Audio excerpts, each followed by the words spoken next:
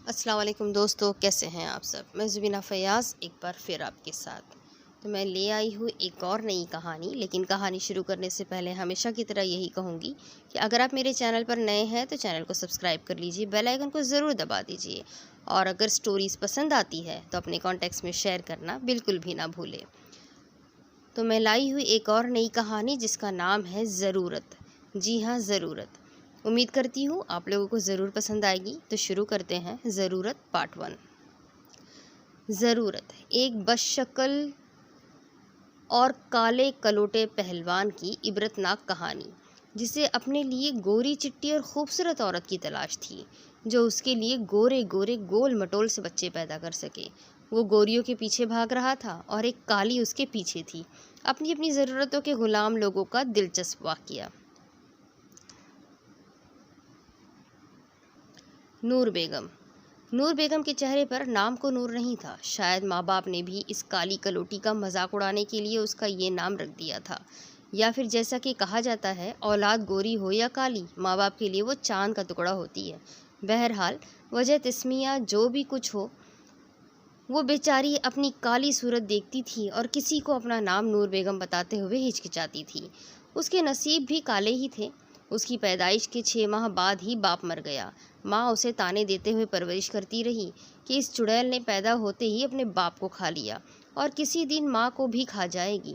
جب وہ 8 برس کی ہوئی تو ماں نے بیماری کی حالت میں وہی تانا دیا اور تانا دینے کے چند سیکنڈ بعد ہی مر گئی۔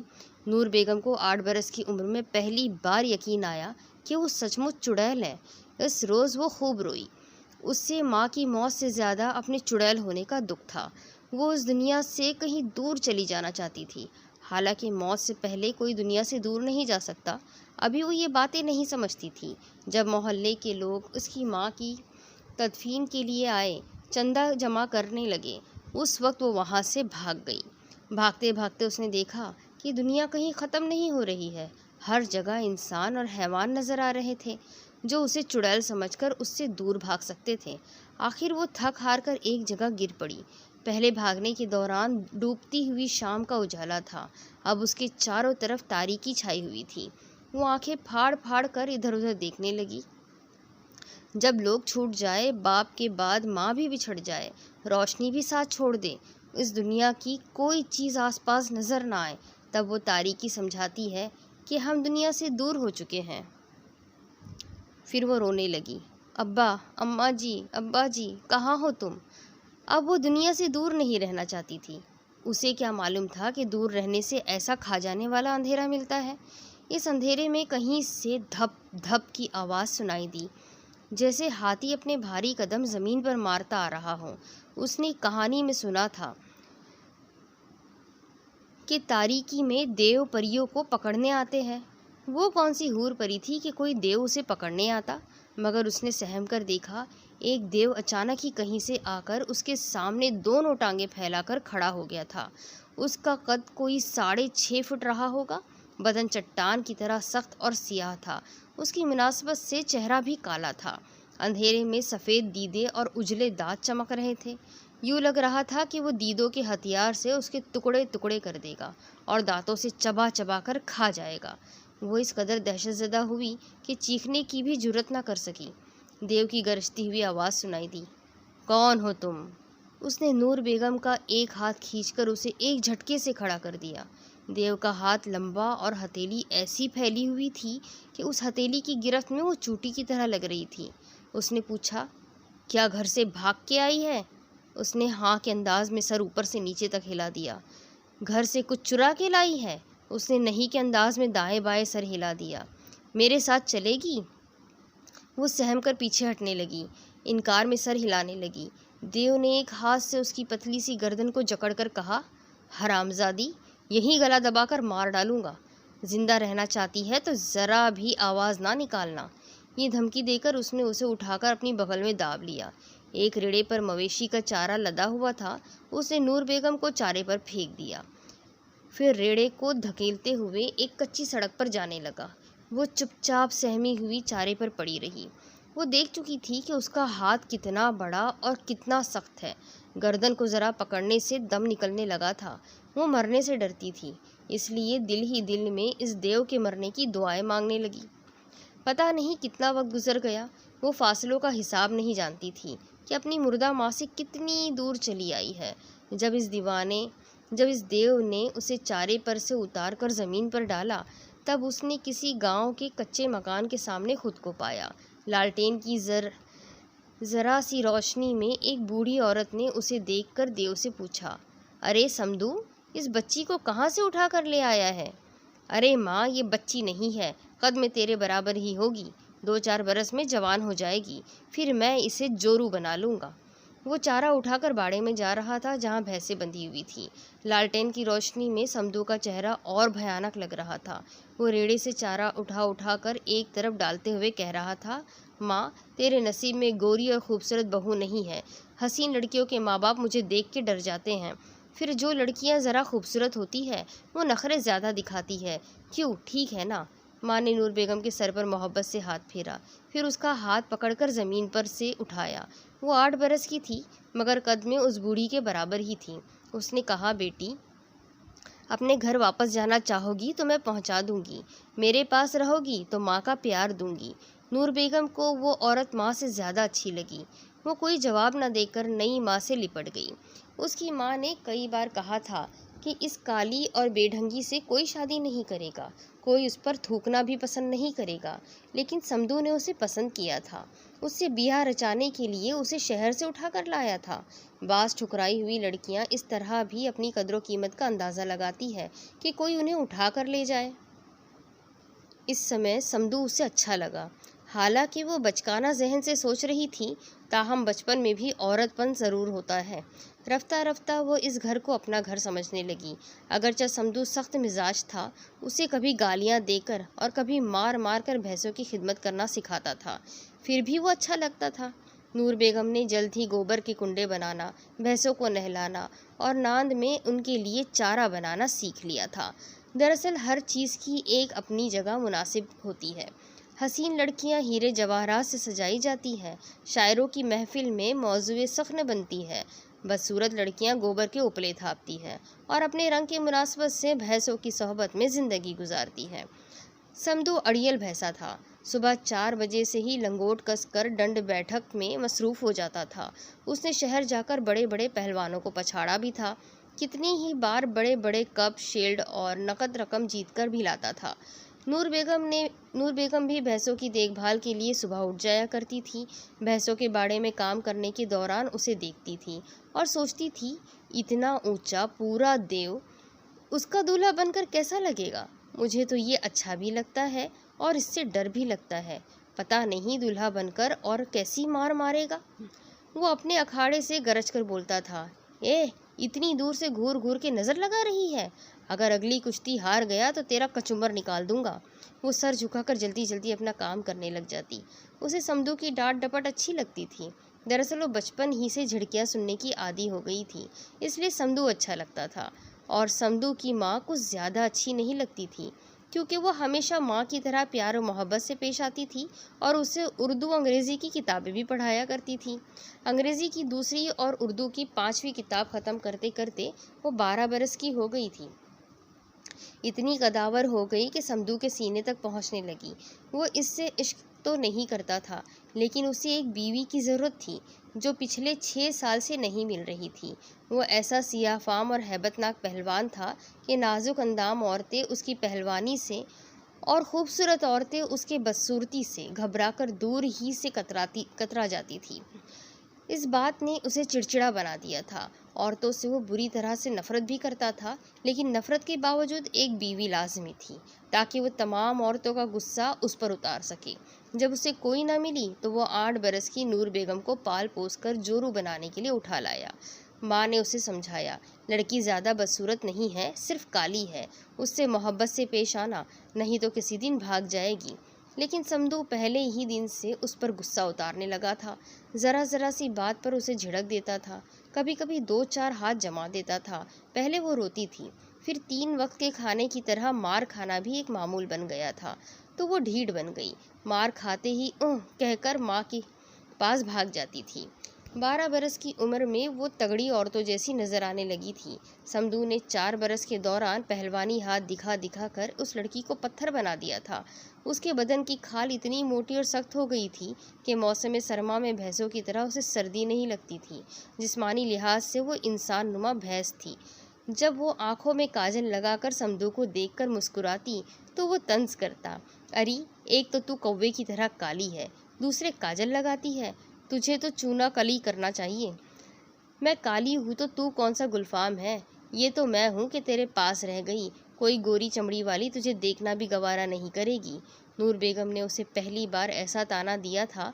उस रोज़ समदू ने उसकी खूब पिटाई की। माँ घर पर नहीं थी। वो मार से बचने के लिए कमरे से निकलकर भागती हुई भैंसों के बाड़े में घुस गई। समदू ने उसका पीछा नहीं छोड़ा। हरामजादी, बच के कहाँ जाएगी, आज मैं तेरा कचुम्बर निकाल दूंगा। वो कभी इस भैंस के और कभी उस भैंस के पीछे भागती रही। समदू भैंसों की रुकावटें पार करता रहा। फिर वो भागते हुए चारे की ढेर पर जा गिरी। समदू उसे गिरफ्त में लेने ही वाला था। नतीजा ये हुआ कि उसे पकड़ते पकड़ते वो भी उसके साथ गिर पड़ा। चारे की सेज पर बेचारी को 2-4 ज़बरदस्त हाथ पड़े। वो मार से बचने के लिए एकदम से लिपट गई। समदू इस कंबल को नोचकर फेंक देने की कोशिश में इधर से उधर लौट गया। फिर अचानक ही जैसे उसे बिजली का झटका पहुंचा हो, वो यकबारगी थम गया। जहाँ था वहीं जम गया। हैरानी से नूर बेगम को यूँ देखने लगा जैसे पहली बार किसी लड़की के धोखे में औरत को समझ रहा हो। वो काली काली बड़ी बड़ी आँखों से उसे तक रही थी। इस समय उसकी आंखों के काजल की धार समदू के दिल में उतर रही थी। वो हिचकिचाते हुए बोला, तू तू तू बहुत अच्छी लग रही है।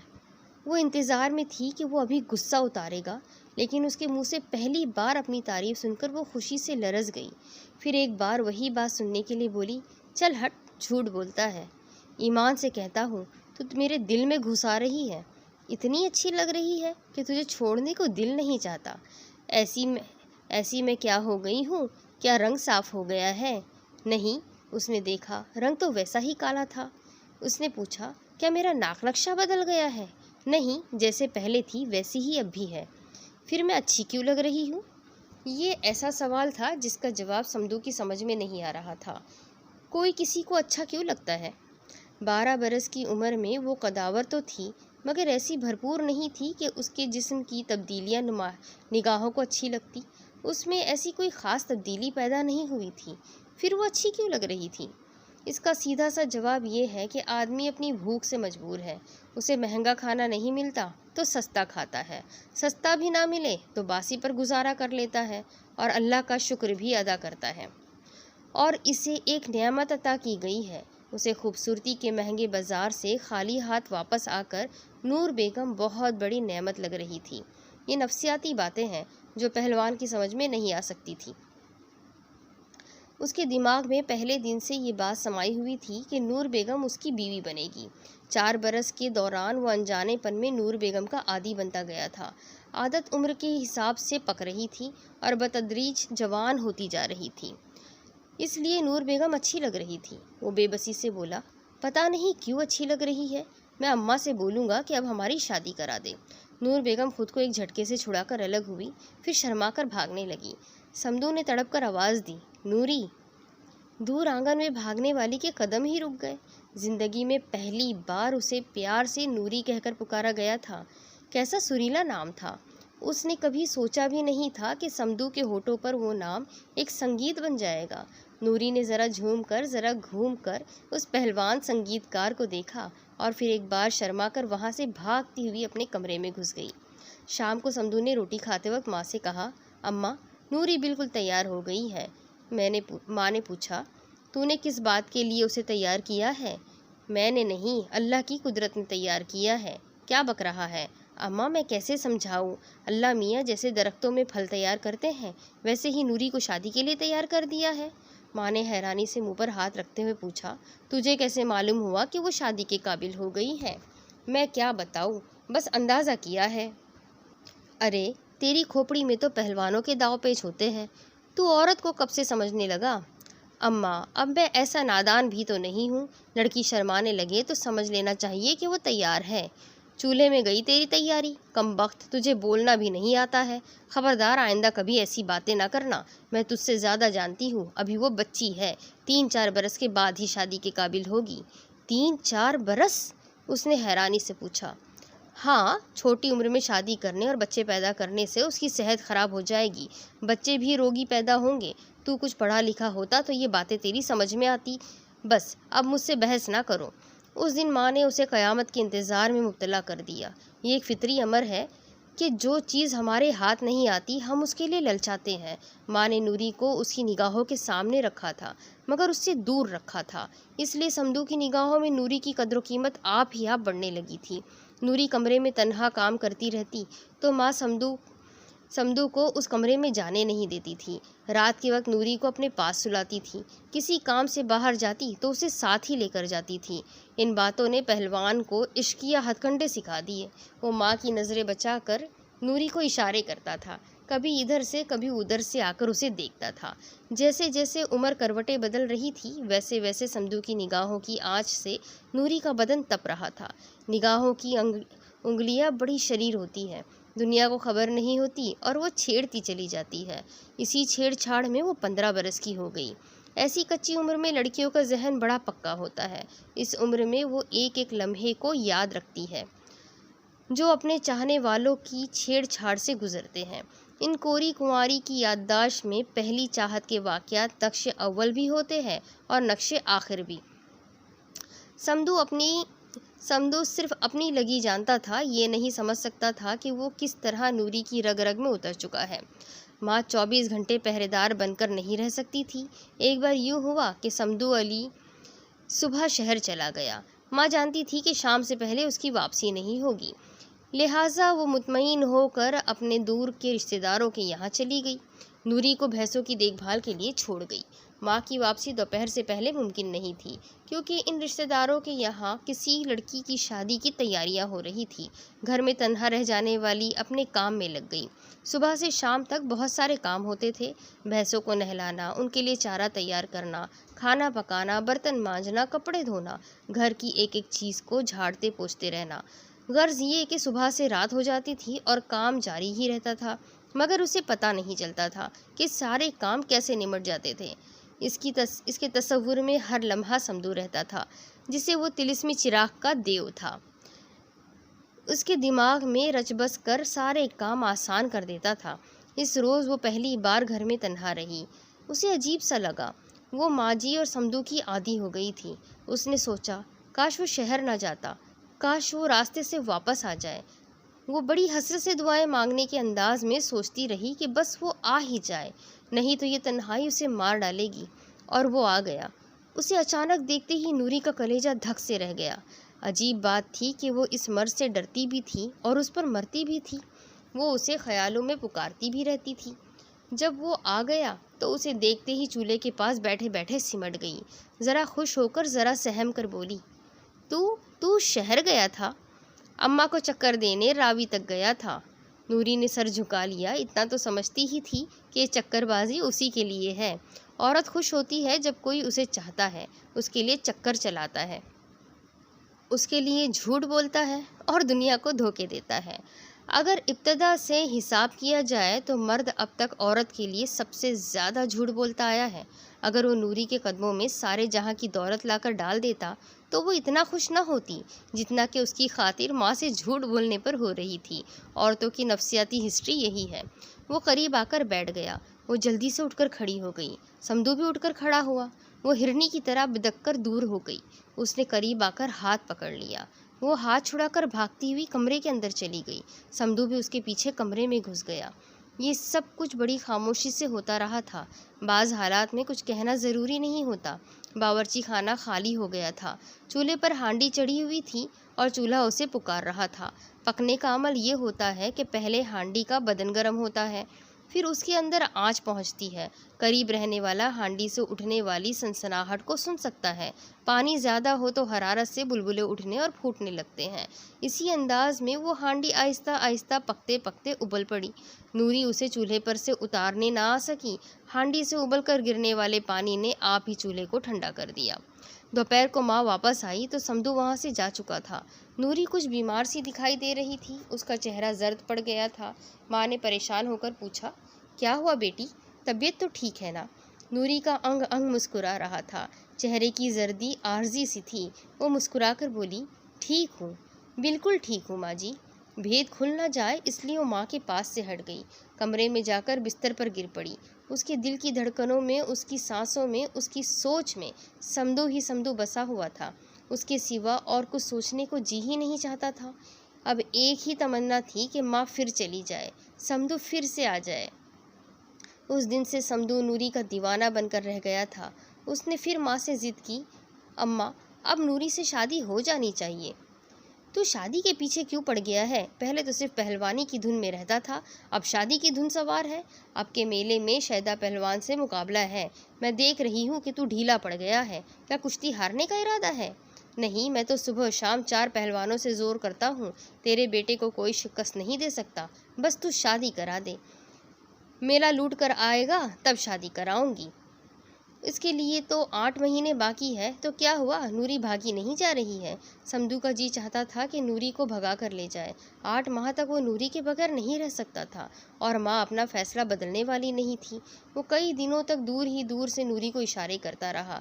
रातों को आहिस्ता से उठकर माँ के कमरे में झाँकता था। नूरी माँ के बराबर दूसरी चारपाई पर सोती थी, बल्कि वो भी जागती ही रहती थी। समधू उसे उठकर आने के लिए इशारे करता था, लेकिन माँ की नींद बड़ी कच्ची थी।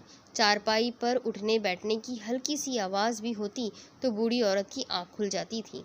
वक्त पर सोने, जागने और वर्जिश करने के मामूल में फ़र्क आ गया था। वो रातों को जागता था और दिन को सोता था। माँ उसे बुरा भला कहती रहती थी। उसके एक शागिर्द ने कहा, उस्ताद यही हाल रहा तो तुम कुश्ती नहीं जीत सकोगे। मुझे नूरी मिल जाएगी तो मैं कुश्ती जीत लूँगा। बहुत सोच विचार के बाद शागिर्द ने मशवरा दिया, हमारे यहाँ के डॉक्टर के पास नींद लाने वाली दवाई है, माँ को वो दवा खिला दिया करो, सुबह तक रास्ता साफ रहेगा। समधू ने ऐसा ही किया। डॉक्टर के पास से ख्वाब आवर गोलियां लाकर उनका सफूफ तैयार किया।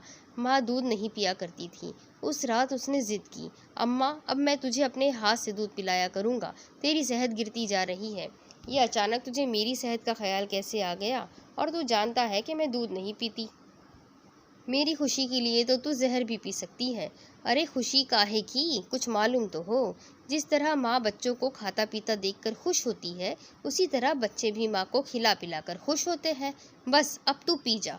माँ ने दूध से भरा हुआ गिलास उसके हाथ से लेकर अपने सामने रखते हुए कहा, मुझे रोटी खा लेने दे, इसके बाद पी लूँगी। उसी वक्त उसके शागिर्द उससे मिलने आ गए थे।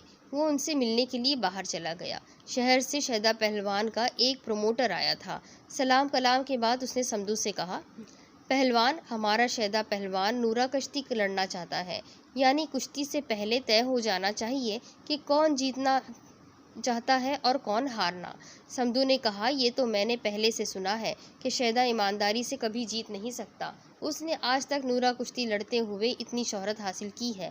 मैं इसकी झूठी शोहरत को खाक में मिला दूंगा। प्रमोटर ने कहा, तुम इसके बारे में ऐसा कहते हो और वो तुम्हें अपना भाई समझता है। तुम भाई बनकर रहोगे तो तुम्हें बहुत फ़ायदा पहुंचेगा। कैसा फ़ायदा? देखो, जीतने वाले को 50,000 रुपये दिए जाएंगे। शैदा कुश्ती से पहले अपने पल्ले से तुम्हें 50,000 दे देगा। कुश्ती में हार जीत होती ही रहती है, इस बार तुम हार जाना। बकवास मत करो, हार गया तो अम्मा मुझे घर में घुसने नहीं देगी। मैं नूरी को क्या मुँह दिखाऊंगा? जाओ यहाँ से, ये सौदेबाजी मुझसे नहीं चलेगी। शैदा से कहो कि मर्दों की तरह मुकाबला करें या फिर मुकाबला मुलतवी करा दे, इसी में उसकी भलाई है। उसने खरा जवाब देकर प्रमोटर को रुखसत कर दिया। प्रमोटर ने वहां से दूर जाने के बाद पलटकर उसके घर की सिमत देखा और अपने एक हवारी से पूछा, ये नूरी कौन है जिसे ये समधू फातह बनकर मुंह दिखाना चाहता है? हवारी ने जवाब दिया, एक काली भजंग सी लड़की है। यह पहलवान उसका दीवाना है। अगर कोई गोरी खूबसूरत महबूबा होती तो पता नहीं क्या करता। दूसरे हवारी ने कहा, भला कौन हसीन औरत इस हैबतनाक पहलवान से इश्क करने की हिमाकत करेगी? अगर करेगी तो ये खुशी से मर जाएगा। प्रमोटर ने एक लंबी हूँ के साथ कहा, यह खुशी से ही मरेगा। وہ سب فیصلہ کن انداز میں وہاں سے چلے گئے۔ سمدو کی دیوانگی ایسی تھی کہ دبی زبان سے اس کا چرچا دور دور تک پھیل رہا تھا، لیکن یہ چرچا بدنام کرنے کے لیے نہیں تھا۔ ان دونوں کی شادی ہونے والی تھی، بھلا بدنامی کیا ہوتی؟ سمدو نے رات 10 بجے سے نوری کے کمرے میں تاک جھانک شروع کر دی تھی۔ ماں 11 بجے تک جاگتی رہی، پھر آنکھیں بند کر کے سو گئی۔ نوری بھی سو گئی۔ سمدو بے چینی سے انتظار کرتا رہا کہ شاید وہ آنکھ کھول کر دیکھے گی، لیکن وہ بے حسی کا مظاہرہ کرتی رہی۔ 12 بجے اس نے منہ پر ہاتھ رکھ کر بلی کی آواز نکالی۔ خیال تھا کہ وہ آنکھ کھول کر کھڑکی کی طرف دیکھے گی۔ اس نے دوسری بار پھر بلی کی آواز نکالی۔ ماں نے نیند میں کسمسا کر کہا، ہوش مردار، بھاگ یہاں سے۔ یہ کہہ کر وہ پھر گہری نیند میں ڈوب گئی۔ سمدو پھر گھنٹے بھر تک اس الجھن میں رہا، ماں سو چکی ہے یا آنکھیں بند کیے جاگ رہی ہے۔ اس نے ایک چھوٹا سا کنکر اٹھا کر تاک کر مارا۔ نشانہ درست رہا، مگر وہ ٹس سے مس نہ ہوئی۔ اس کے دل میں آیا کہ کھڑکی پر ایک گھوسا رسید کرے۔ چوری کی نیت سے آنے والے غصہ نہیں دکھاتے، اس لیے اس نے غصے کو ضبط کر لیا۔ رات کے 1 بجے وہ ہمت کر کے اس کمرے میں داخل ہو گیا۔ اس کا پہلوان دل اماں کے ڈر سے دھک دھک کر رہا تھا۔ خواہشات اس کے خوف کو دبا رہی تھی۔ وہ دبے قدموں چلتا ہوا آہستہ آہستہ سانس لیتا ہوا نوری کی چارپائی کے پاس پہنچ گیا۔ اس نے لرزتے ہوئے ہاتھ سے سونے والی کو ہولے سے جھنجھوڑا، مگر اس نے آنکھ نہ کھولی۔ وہ دونوں ہاتھ ملتے ہوئے سوچنے لگا کیا کرے۔ کمرے میں گھس آیا تھا، اماں کی بیداری کا اندیشہ تھا، اور وہ خالی ہاتھ واپس بھی نہیں جانا چاہتا تھا۔ وہ نوری پر جھک گیا۔ بڑی آہستگی سے اس نے اسے دونوں بازوؤں میں پھولوں کی بھری ٹہنی کی طرح اٹھا لیا۔ یہ پہاڑ تھا، وہ تنکا تھی۔ پہاڑ کی ہتھیلی پر وہ کس طرح چارپائی سے بلند ہوئی اور کیسے کمرے سے باہر آئی، اسے خبر ہی نہ ہوئی۔ وہ نیند کی مستی میں ڈوبی رہی۔ اسے چرا کر لانے والے نے پہلے سوچا کہ اپنے کمرے میں لے جا کر اسے نیند سے جگائے، لیکن پاس والا کمرہ ماں کا تھا۔ وہ جاگ جاتی، لہٰذا وہ اسے اٹھائے ہوئے مکان کے سامنے احاطے میں آیا۔ وہ کھلی جگہ تھی، اس لیے وہ بھینسوں کے باڑے میں اسے لے آیا۔ پھر چارے کے ڈھیر پر اسے پھینکتے ہوئے بولا، سالی نے قیامت تک سونے کی قسم کھا لی ہے۔ وہ چارے پر اوندھے منہ پڑی رہی۔ سمدو نے جھک کر اسے سیدھا کیا۔ وہ چاروں شانے چت ہو گئی۔ اس نے پاس بیٹھ کر اسے جھنجھوڑنا اور ہولے ہولے پکارنا شروع کیا۔ کبھی غصہ بھی دکھاتا، ایک ہلکا سا تماچا بھی رسید کیا۔ وہ پہلوان اس پہلو سے نہیں سوچ رہا تھا کہ نوری نے اماں کے حصے کا دودھ بھی پی لیا ہے۔ وہ تھک ہار کر اس کے ہاتھ کو اپنے ہاتھوں میں لے کر بولا، نوری اٹھ جا، ارے کیوں تڑپا رہی ہے؟ اس نے جھک کر اسے پیار کیا۔ نوری نے ذرا بھی حرکت نہ کی۔ سمدو کو ڈر لگا، ارے تو ہلتی بھی نہیں ہے، کہیں مر تو نہیں گئی؟ وہ اس کے برابر لیٹ گیا، اس کے سینے پر کان رکھ کر سننے لگا۔ سونے والی کا دل ہولے ہولے دھڑک رہا تھا۔ وہ زندہ تھی، ڈرنے کی بات نہیں تھی، سوچنے کی بات تھی کہ وہ اتنی گہری نیند میں کیوں سو رہی ہے۔ اس کی بات کا جواب بھی نہیں دے رہی تھی، زبردستی چھیڑو تو کراہنے لگتی تھی۔ سمدو کو یقین تھا کہ جس دودھ میں خواب آور دوائی ملائی گئی تھی اسے ماں نے پیا ہے، جس کا ثبوت یہ تھا کہ وہ اپنے کمرے میں گہری نیند سو رہی تھی۔ بوڑھی ماں اپنی عادت کے مطابق کچی نیند سو رہی تھی۔